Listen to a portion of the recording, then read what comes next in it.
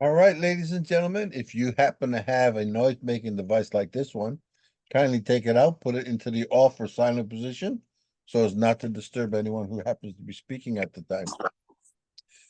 We are Talents Unlimited. We meet every Wednesday at 7 p.m. California time. Put your hands together and help me welcome our presiding officer, Mr. Robert Ortiz. Thank you, Jim. Welcome, everyone, wherever you are in this great, big, blue, beautiful world. I'd just like to reiterate Mr. Jim Kearney, our Sergeant at Arms and our VP of Education. Just want to echo his remarks. And today we have a very special discussion, somewhat controversial. Our moderator for this evening is going to be none other than Carolyn Moore, a distinguished Toastmaster as well. And we're going to talk about diet. So I'm going to introduce our moderator this evening. Carolyn, talk to us and introduce us to diet. Fellow Toastmasters, Carolyn Moore. Well, really, a diet is something that people go on, but it should be a lifestyle. You should not be on a diet. You should practice eating correctly as a lifestyle. Now, my first question is going to go to you, Robert, since you is on a no-carb diet, from what I understand. I have two questions for you, maybe three. One, okay. You don't eat any carbs. What do you eat besides protein? Number two is, what is your cholesterol? Is your cholesterol in check? And number three, why are you on a no-carb diet? Are you trying to lose weight? You trying to build muscle? What is the reason for the diet? Okay, that's quite a mouthful of this diet of questions. So first of all, number one, I am on pretty much a carnivore diet. It is not entirely a carnivore diet. So what is a carnivore diet? It's basically anything, any meat from any animal to include the natural fats from those animals. Grass-fed is the best because if you don't have grass-fed, then you get all of the other carbohydrated fed feed into the cows or into your produce. And the reason why I did it is because I was starting to question pre-diabetes. I thought that I was getting to the point where I was gaining weight. I had a size 36 waist. I was nearly 200 pounds. I'm down to 160. And so it was quite an adjustment. So that's the reason why I went to a carnivore diet. The second part of the question, second question, no, I don't eat meat. So what do I eat? So I eat anything that is animal based. And what does that mean? So that means butter, dairy products, not animal based, including cheeses. Let's say chicken. Yeah, I eat chicken. I eat eggs. All the eggs I want. All the bacon I want. Fat and all. Because none of it contains or a very minimal amount of carbohydrates.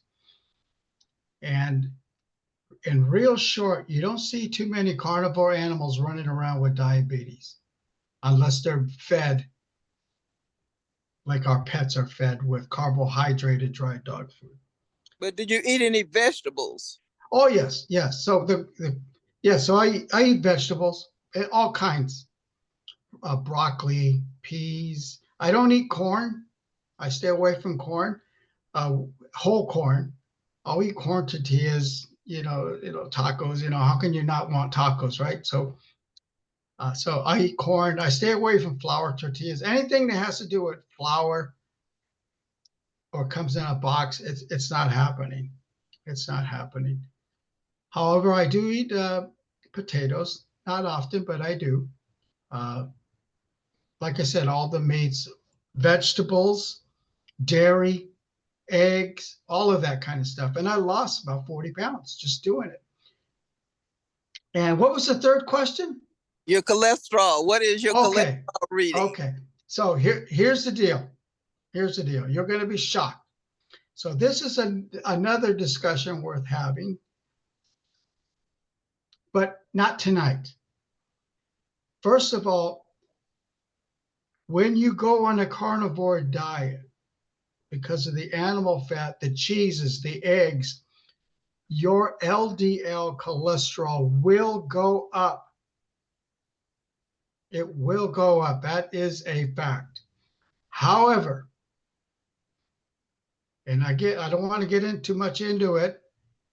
I want everyone to research this. LDL cholesterol is not as bad as you think. As a matter of fact, not to dive in too much, your brain is about 80% fat, or a high percentage of it is fat.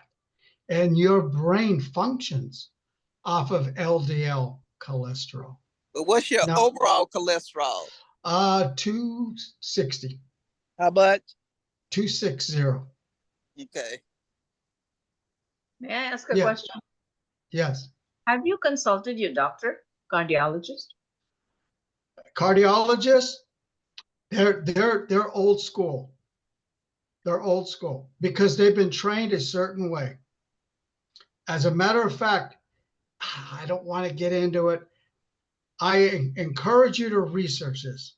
They have found out that people don't die from heart disease because of cholesterol. They die from clogged arteries because of the contaminants that we put into our body that attaches to the lines of the lines of your circulatory system, which is lined with LDL cholesterol. So the contaminants such as the sugars and things like that attach to that cholesterol.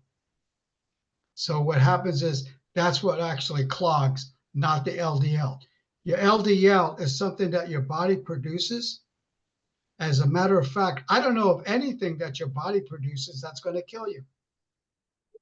If that was the case, what you think we'd be dead by age 12 or something because of the body producing LDL cholesterol. The body produces LDL cholesterol, and it's required because our body needs it. It needs it, especially your brain. And one of the real quick, when people take statins, as an example, they have found out through studies that people are starting to get dementia. Why is that? Well, there's a couple reasons, but I'm just going to go to this side, the cholesterol. The reason why their studies are showing that people are getting dementia from statins is because of the amount of LDL cholesterol that fuels the brain, because the brain is now deficient of LDL fats. Is now you're losing your cognitive because there's no more fuel for the brain. Are Now, you what saying happens that, to are you saying that statins eat up LDL? They don't eat up LDL. What they do is they control the amount that the body produces. You turned How out your car now. I can't get my How about the thing that HDL? didn't work. I thought the HDL good. Good fat. Well, this is a very long discussion, and we can have another one of it. But like I said, I encourage everyone to research it because we have been taught a great deal about why we have high cholesterol. Mhm. At the same time, everything that you look at on television to control diabetes and everything else always comes with conditions. Don't do this if you have this, if you have this, if you have this, don't do this if you have this. And And right now, all of the bad things that we consume is going to be addressed probably in the near term, real soon, because of the fructose corn syrup and things like that. But Carolyn, your LDL, in short, again, your LDL will go up. That's a fact. Okay, Robert, do anybody else have any comments? Or, Well, Robert was talking about all those bad things. Hey, you know what? They taste good. Well, I'll tell you, Jim, you started this evening before we went live for our audience out there. Jim has some beef jerky. And I'm going to tell you right now, you will not ingest any carbohydrates with that beef jerky. Oh yeah, I know that. Oh, and one thing I You're did talking find about out, you're talking about the diet that you're on, right? Oh, yeah. Another Up in thing I carbs. wanted to ask is cholesterol. Is it also an inherited thing? Like, for example, does it run in the family, in your genes or DNA or whatever? I can't answer that question, but even if it does, it all depends on what you're consuming that attaches to that LDL lining. Yeah, because blood pressure does, Yeah. I think. Yeah. Diabetes does. Yep. And it has nothing to do with cholesterol. It has everything to do with consumption of other items. Yeah, but Now, yeah. now, Okay. now, Carolyn, you brought up an interesting point about a well-rounded diet. I do take vitamin supplements because you can't, I mean, we're not getting, our food right now is pretty much naked, if you will, because of the earth doesn't have the minerals that it used to contain and things like that. As an example, boron, some of the farmland doesn't have boron as part of the minerals. So I take, a minimal amount of that. And we don't have a lot of vitamins that we used to have anymore. So I do take supplements. I take calcium, and that's another discussion worth having about how vitamins work together and how vitamins can hurt you. As an example, calcium, which is another discussion and a myth about we do need it, but you can't just take it on its own. I take with vitamin D, calcium, and it's for women, our constitution, it seems, needs that vitamin D, and calcium can be digested only with that. And I believe that's something that's required in our physiology or whatever, women or women. Well, since this is all related to diet, Yeah. okay, vitamin D as an example. When COVID was in full bloom, there was individuals, many, who blamed the government. Trying to gather my thoughts here, because they didn't think the government was doing enough for minority groups.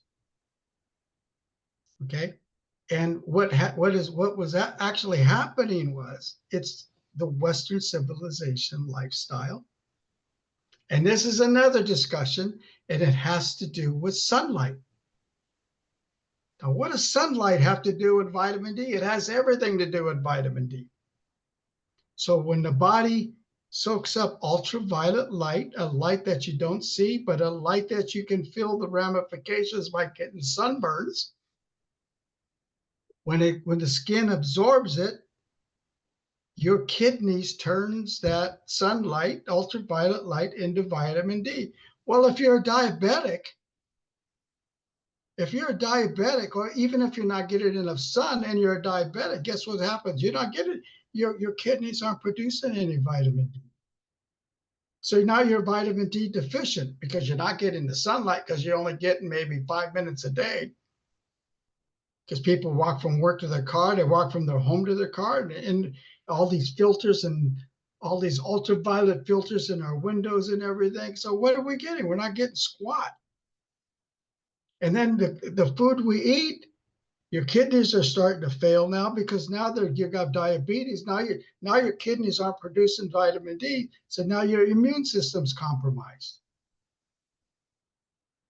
But the government didn't tell you anything about that. But They should not have to tell you that you vitamin D. If you have a vitamin D deficiency, that's not up for the government to let you know that. You should be going to your doctor, and they have tests for that. I have my gynecologist. I've been tested for vitamin D probably for the last 20 years. So that's a test that you can take to know where your vitamin D is. The government shouldn't even have to be involved with that. If you had no diabetes and you had 30 minutes of direct sunlight every day, not laying out, just walking around direct sunlight during the course of a day, you're going to get your vitamin D. Not African Americans. African American vitamin D is different. Oh, okay. Their vitamin D levels is different, okay? Because we are darker skinned, we don't absorb vitamin D the same way. So a lot of African Americans are vitamin D deficiency. Okay, so that means that we are not going to lay out in the sun. I don't lay out in the sun either, but believe me, I'm out in the sun all the time. But we don't absorb the same amount of vitamin D. Okay. It's different. Okay. I have did some studies on that. And I do take a vitamin D supplement. Well, I think Robert's point was the education isn't there. It's not that the government needs to get involved. It's just that the education isn't there. And if we educated people, then we would not have that problem. Right. And I think that I educate all the women that I know about vitamin D deficiency. So I think it's up to, the schools, I don't know if they teach nutrition, different places should teach about nutrition. Agreed. But it's kind of hard, don't you think, to teach nutrition when you're giving them a hamburger in a bag? But it's not hard to teach nutrition. I've taught about I have been concerned about nutrition all of my adult life. I have talked to my daughter about that. You can educate yourself about nutrition. Even if you eat a hamburger, you can still educate yourself about nutrition. You may eat the hamburger, you may know it's bad, but that don't mean that you do not know what's good for you and what nutrition is. A lot of people know what they should not eat, but they eat it anyway. You bring up a good point. I'm going to give you an observation that I saw yesterday. Went to work, went into the office, went to the cafeteria. I told them I wanted an omelet, cheese omelet, butter only, cook it with butter, and some bacon. 0 carbs. Went to the coffee machine because they give away free coffee. So I got my tumbler, I drink my coffee black, no cream or sugar. So this guy comes up next to me. I was shocked. He gets he had a tumbler as well. And he put half a tumbler of coffee. Now the shocker was the other half was Diet Coke.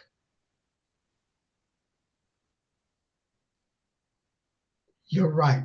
It goes to your point, Carolyn. It's about moderation. That is not a Diet Coke with coffee. And I've known people, especially a truck driver, when I was renting a room to a truck driver. He's He is a miracle. He would do cross-country runs. And one day he came to the house. Well, he was running a room, so he came home. He had a small bowl, and he opened up this red jar. They call that pimento beans, Jim? Do you know? The red. I don't know. Okay, but it was in a very small jar, and they were red. Well, those would be And- pimentos, not pimento Oh, beans. Okay, Pimentos pimento. are not beans. Pimento. Okay, yeah, I don't know. I don't touch this stuff. But anyway, so he emptied this pimento in a bowl. Then he took a scoop of mayonnaise and he mixed it with the pimentos. Oh, God. And then to top it off, for his drink, it was a Monster, a can of Monster drink. Okay, so this guy, he was pushing 350, nearly 400 pounds. And as a truck driver, you know, you have to, I don't know how often they take their tests, but they have to take a diabetes test from the department. It's a requirement from the Department of Transportation. So here I am with chicken, with some sun-dried tomatoes and, you know, some vegetables, some broccoli. And I said, hey, excuse me, why are you eating that? That stuff's gonna kill you. So I threw another chicken in there, and I gave him some of mine. And I said, man, you can't be doing that, man. You're killing yourself. And so anyway, make a long story short, he stopped. And he went on a carnivore diet. So when he'd go to the truck stop, he would order his steak, he'd order his vegetables, but there would be no mashed potatoes, no gravy. Then when he started eating nothing but eggs, bacon, and he goes, how many eggs should I eat? You said, you can eat as many eggs as you want. It's what you cook it with. You don't want vegetable oil. Vegetable oil is bad for you. So I said, tell him to put butter on it. Cook it over butter. and I said, so anyway, make a long story short, his diabetes went away. It was gone. So when he went to see his physician for his checkup, and I think it was annual, I'm just guessing, but he went to his doctor, and the doctor said to him, why are you taking this diabetic medicine? Your blood sugars are normal. He lost 150 pounds just from killing the carbs, period. And he said, to me too, when you do something like that, when you cut the carbs, okay, this is not just for eating carnivore, it happens when you kill the carbs. Your body is going to crave sugar. I don't want to make it sound dramatic, but your body wants the sugar. And so there is a transition that's going to take place because you're going to want it. Well, once you get over that point in time, which is like the first 30 days, you're going to notice that you don't get hungry as much. Yeah, right? In my case, I could eat every other day. Now, some people said, well, it's good to fast. I don't fast. I'm just not hungry. You know what? I did. What about, yeah, what about us Asians? We all eat rice. So I did the no carb diet for about 6 months, Mhm. and I lost considerable weight, but I was Oh, always hungry. hungry. Always. Maybe you needed to eat more of it. Eat more of it. Let me tell you, this was my breakfast when I was on that diet. I had 6 eggs, Oh, a half a pound of bacon, 4 sausages, Oh, and 2 glasses of water. I only eat this much. And an hour later, I was hungry again. I would have to go back and get some more boiled eggs or something. See, whatever I eat only this much. Do you force yourself to eat that much? No, I just eat it. Oh, okay, okay. Even I eat rice. See, my basic food habit, which we eat, is rice, lentils, sometimes that unleavened bread, okay? Lentils, fish, vegetables, and chicken. Of course, my husband used to eat steak, but now he doesn't. Sometimes we eat goat or lamb. Sometimes, okay? It's cooked. Of course, it's all cooked properly.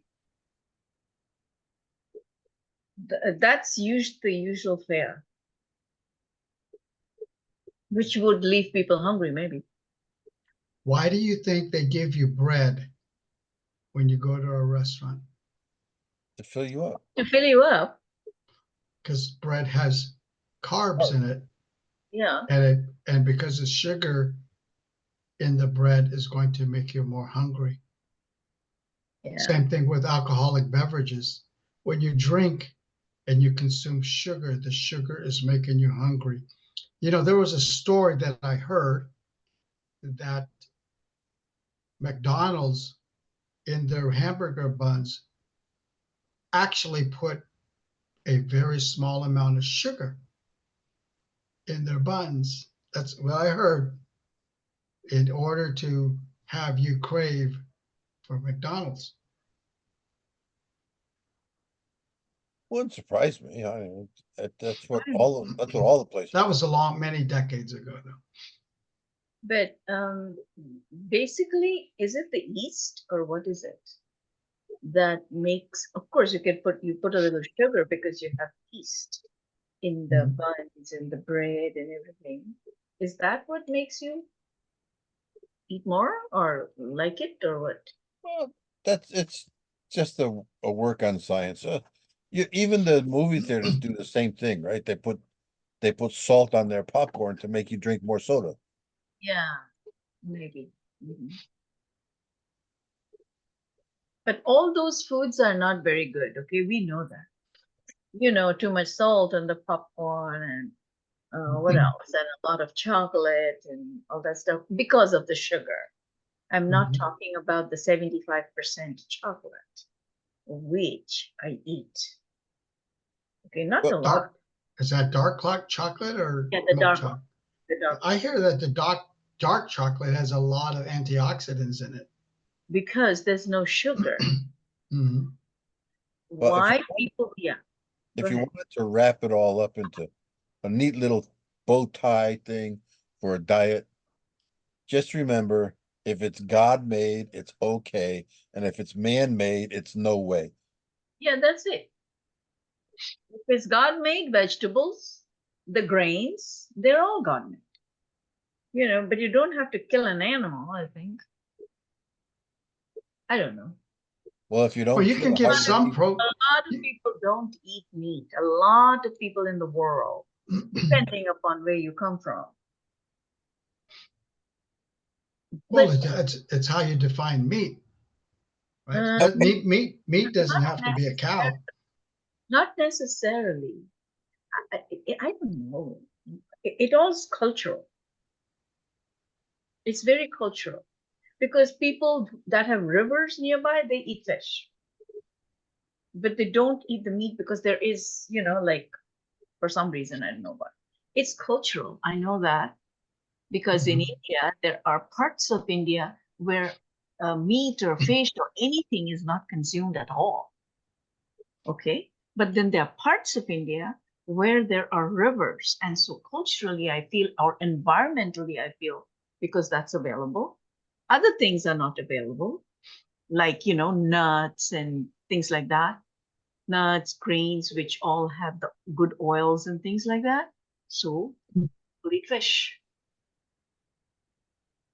But Nandita, the Asian population doesn't have the same issues with diabetes as they do in America. Is that correct? No, not really, because then they eat sweets, Okay. they eat sugar. But that, if that's the case and you don't inherit it, sugar, overindulgence in sugar definitely, will create some kind of diabetic problem unless you've inherited it, even if you have, besides that. And I know some parts of India, they love sweets. Everything is sweet. I know people who come from Afghanistan and all, they eat meat because it's a different environment. At those cold, hilly places, they have goats and they have things like that. Not necessarily a whole lot of grain and other things, that grows agriculturally. So basically what it is, environmental, cultural, but in a developed country like America, like the United States, where food of all kinds are available all year round, people have gotten into the habit of eating too much. So you go to Costco, I have never seen, in other countries, that big bag of potato chips or any other chips. You go to Europe, you'll never see that. This bag, big bag? No, only in the United States. Nandita, here's an observation. Maybe you could shed some light. In France, Okay. they love their creams. Yeah. Why don't I see? It appears that there are never any overweight people in France, and they love to eat. One thing, they walk. Okay, it's not that everyone is driving a car. They walk. And the regular meal of a regular Frenchman who has a regular job, you will see it's a baguette and a glass of wine. If you sit down in a restaurant and you notice people walking home, you'll see they have a baguette in their hand because they have bought that, and they'll go home and they will eat that and maybe a glass of wine, because in France everybody has a glass of wine. And maybe it's cheese. Maybe it's cheese with the baguette, and that's their meal, a regular meal. It's only when people get fancy and they cook and they have money, then, they eat, I don't know, rich food and have those Michelin cooks and all that. Yeah. So is Scotland. You see, in the evenings, you will see everybody's walking. You go to London, you'll see people are walking to the subway. They're not driving. I would think it's hard to drive in London. And in the rural areas, it's miles and miles of roads. United States is too advanced and has overabundance of things. However, I don't know why we have people in the streets. That's another discussion. That's another discussion. You know what comedian said? Rodriguez, an older comedian, once he was saying this thing about people in the street. The problem that time, the Jackson family, they were all intact, and Michael Jackson was there. Oh, the Jackson family can just take care of those people in the streets all by themselves.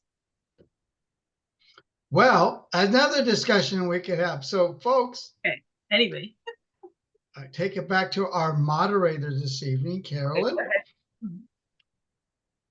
Well, thank everybody for their contribution. You're breaking up. One thing that I have noticed about in America is that the place. You're breaking up, Carolyn. The place you eat is something more. Yes. Can you hear me? Yes, we can. Now we can. Yes. Now it's okay. I'm sorry. I was just saying that in America, the plates have gotten bigger. Your dinner plates, they are much larger than what they used to be. They give you more food in the restaurant. Like when I go in a restaurant, I never eat all of my food. I can normally make 3 meals out of one meal because they give you, I guess they're trying to make it valuable because it costs so much, but it's just, Mhm. we overeat. I think in America, we overeat. We eat more than we should Yeah. because you should just eat enough. You don't have to be full. You should just eat enough.